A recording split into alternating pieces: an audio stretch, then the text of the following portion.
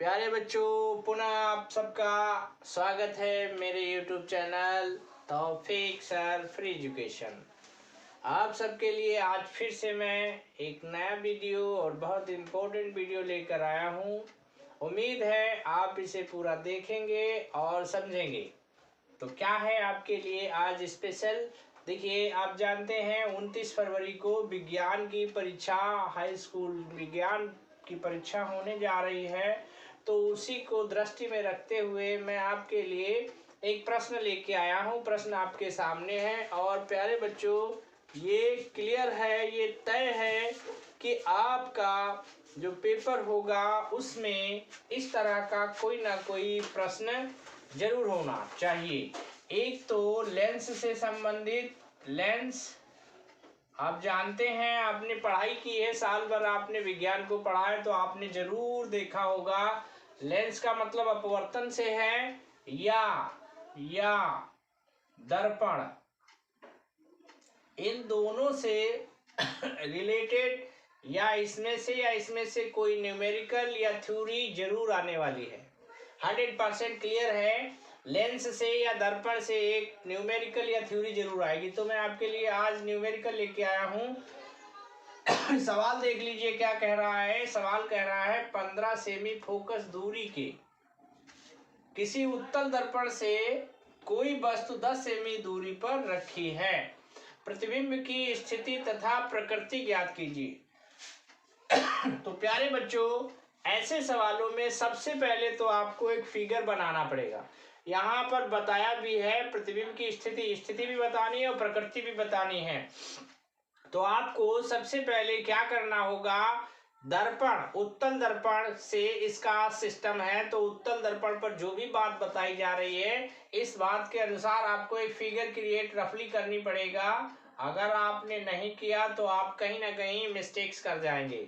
तो ये हमने सवाल के अकॉर्डिंग एक उत्तल दर्पण बना लिया है। ये है उत्तल दर्पण। अब इसका मुख्य अक्ष होता है ये मुख्य अक्ष है। और प्यारे बच्चों याद रखिएगा, उत्तल दर्पण में जो आपकी फोकस दूरी होती है वो इधर होती है, दाहिनी तरफ होती है, अर्थात ये आपका एफ इधर रहेगा और इसकी दूरी कितनी बता दी है, 15 सेंटीमीटर। एक बात और याद रखना है, दर्पण के दाहिनी ओर की जितनी भी दूरियां ली जाती हैं वो सब धनात्मक होती हैं और दर्पण के बाईं ओर जितनी भी आप दूरियां लेंगे वो ऋणात्मक होंगी। इसका ये ध्रुव होता है, ध्रुव, इसे ध्रुव से ही दूरियों का कैलकुलेशन किया जाता है। और हमेशा ये भी याद रखना है, जो वस्तु रखी जाएगी सदैव दाहिनी ओर, चाहे वो लेंस हो या फिर दर्पण हो। तो ये उत्तल दर्पण के सामने वस्तु कहाँ रखी है, वस्तु 10 सेमी पर रखी है। मान लीजिए ये आपकी एक वस्तु रखी है, तो दर्पण से वस्तु की जो दूरी है वो 10 सेमी है, ये 10 सेमी है। अब प्यारे बच्चों, आप गौर से देख रहे हैं तो आपको इसमें ये पता चल गया है कि हमारे पास दर्पण से वस्तु की दूरी कितनी है। ये दर्पण से वस्तु की जो दूरी होती है हम लोग उसे u से डिनोट करते हैं, u। और याद रखिएगा, लेंस या दर्पण दोनों में u हमेशा नेगेटिव रहेगा, माइनस रहेगा, ऋणात्मक, क्योंकि ये बाईं तरफ रहता है। तो बाईं तरफ की दूरियां हमेशा ऋणात्मक, यानी कि माइनस का 10 सेमी, ये आपका u हो गया। अब फोकस, हमारा फोकस दूरी, ये तो फोकस है, ये कैपिटल एफ रहता है, लेकिन ये जो होती है फोकस और ध्रुव के बीच की दूरी, इसको हम स्मॉल एफ से दर्शाते हैं। इसको फोकस दूरी, मतलब हमारा स्मॉल एफ बराबर जो है वो आ जाएगा 15 सेंटीमीटर। 15 क्यों लिखा, क्योंकि ये ध्रुव अर्थात ये दाहिनी ओर की दूरी हम ले रहे हैं। तो ये हो गया आपका फोकस दूरी। अब क्या करना है, हमसे पूछा है प्रतिबिंब की स्थिति, अर्थात वो कहाँ पर बनेगा, v हमें पता ही नहीं है, आखिर ये प्रतिबिंब कहाँ पर बनेगा जाके। तो प्यारे बच्चों बहुत आसान सा है, आप लोगों ने ये 2 सूत्र तो आपको याद रखने पड़ेंगे इस परीक्षा के लिए भी और आप नंबर लाने के भी। लेंस का सूत्र जो है, लेंस का सूत्र जो होता है वो होता है 1/f equal 1/v minus 1/u। ये लेंस का है, इस सूत्र की जरूरत यहाँ पर नहीं है, बिकॉज ये दर्पण की बात चल रही है। इसका भी ध्यान रखना है क्योंकि दोनों सूत्र सेम साइन के कहते बिल्कुल सेम हैं, चिन्ह का फर्क है। हमें बात करना है दर्पण का सूत्र। तो दर्पण का सूत्र क्या होता है भाई? दर्पण का सूत्र होता है बहुत आसान, यही सेम उठा के रख दीजिए। दर्पण का सूत्र यही आप उठा के रख दीजिए। बस इतना ध्यान रखिएगा कि 1/f और बराबर में 1/v और यहाँ पर प्लस हो जाएगा 1/u। इसमें सूत्र में आपको ध्यान रखना है 3 चीजों का। 3 चीज क्या है आपको सूत्र के माध्यम से पता चल रहा होगा कि ये f जो है ये फोकस दूरी है, v क्या है दर्पण से प्रतिबिंब की दूरी है, और u क्या है दर्पण से वस्तु की दूरी है। तो ये डायग्राम हमको बता रहा है 2 चीजें हमें मालूम है, तीसरी पता करनी है। पता क्या करना है? v।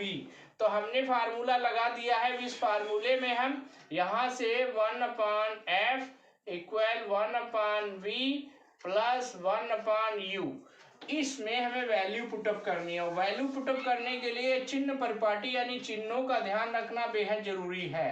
तो f हमारे पास है, f कितना है? प्लस का 15। ये तो हो गया आपका f की वैल्यू पुटअप कर दी। अब उसके बाद में ये इक्वल लगेगा 1/v। v की वैल्यू हमारे पास है ही नहीं, तो v ऐसे ही लिखा रहेगा। अब क्या होगा? u की वैल्यू हमारे पास है, बट इस चिन्ह का ध्यान रखिएगा। चिन्ह अगर आपने गड़बड़ किया तो ये -10 बिल्कुल गलत हो जाएगा। अब ये फिर से आपको लिखना पड़ेगा। क्या हुआ? ये माइनस और ये प्लस आपस में क्या हो जाएंगे? प्रोडक्ट हो जाएगा। प्लस माइनस का प्रोडक्शन जो होगा, यानी कि प्लस और माइनस जो है मिल करके माइनस हो जाता है। इनटू करके इसको जब हम करेंगे तो ये माइनस हो जाएगा। अब ये हमारे पास हो गया। अब इसमें रिप्लेसमेंट होगी। रिप्लेसमेंट मतलब पक्षांतरण होगा।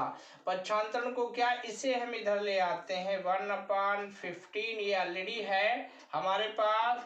अब क्या किया हमने? अब क्या किया? इसको इधर ले आए तो ये माइनस का चिन्ह है, जब इधर आएगा तो आपका हो जाएगा प्लस का। इधर क्या बचा? 1/v।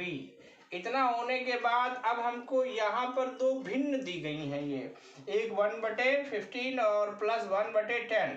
तो हमें इसको सॉल्व करने के कई तरीके होते हैं, बट यहाँ पर आप जहाँ तक हो सके तो एलसीएम से सॉल्व करिए। 15 और 10 का हम जब लासा लेंगे, आगे बढ़ते हैं। 15 और 10 का जब हम लासा लेंगे तो क्या हो जाएगा? ये लासा आपका हो जाएगा 30।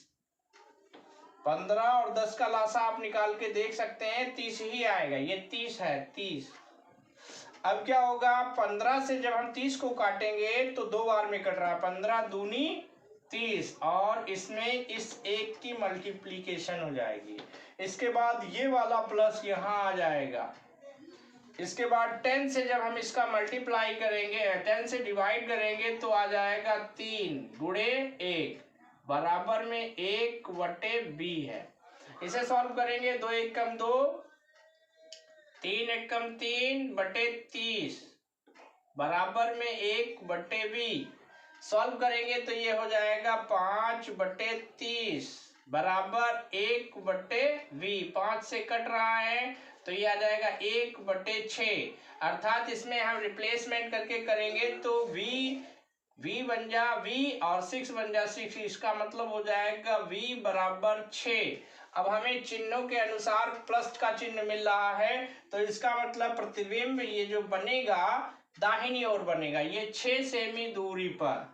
और एक बात और ध्यान अब यहाँ पर लिखना पड़ेगा। यहाँ पर हमारी स्थिति तो क्लियर हो गई। स्थिति कहाँ है? दर्पण के दाहिनी ओर बनेगा, क्योंकि प्लस का चिन्ह है तो दर्पण के दाहिनी ओर 6 सेमी दूरी पर बनेगा। अब प्रकृति लिखनी है। प्रकृति में ये जो प्रतिबिंब बनेगा कैसा होगा? वास्तविक होगा या आभासी? तो दर्पण के जब पीछे बनते हैं, दर्पण के पीछे अगर बनेंगे तो वो आभासी रहेंगे और सीधे रहेंगे। तो यहाँ पर प्रकृति में आप लिख सकते हैं, प्रकृति में जब आप लिखेंगे तो क्या लिखेंगे? आभासी आभासी, वाह सीधा, सीधा प्रतिबिंब रहेगा। आभासी जो होता है वो सीधा ही बनता है। तो ये आपका सारा पूरा का कैलकुलेशन हो गया। अब इस सवाल में अगर आपने इस वीडियो को पूरा देखा और कोशिश की समझने की, तो ये तय है कि ये सवाल आपके समझ में आ जाएगा। यही नहीं, इसके जैसे ना जाने कितने सवाल आपके समझ में आ जाएंगे और आप इसको पूरी तरह से कर देंगे। तो ये आपके लिए जो हम कर रहे हैं निरंतर करते रहेंगे और आपसे मिलते रहेंगे।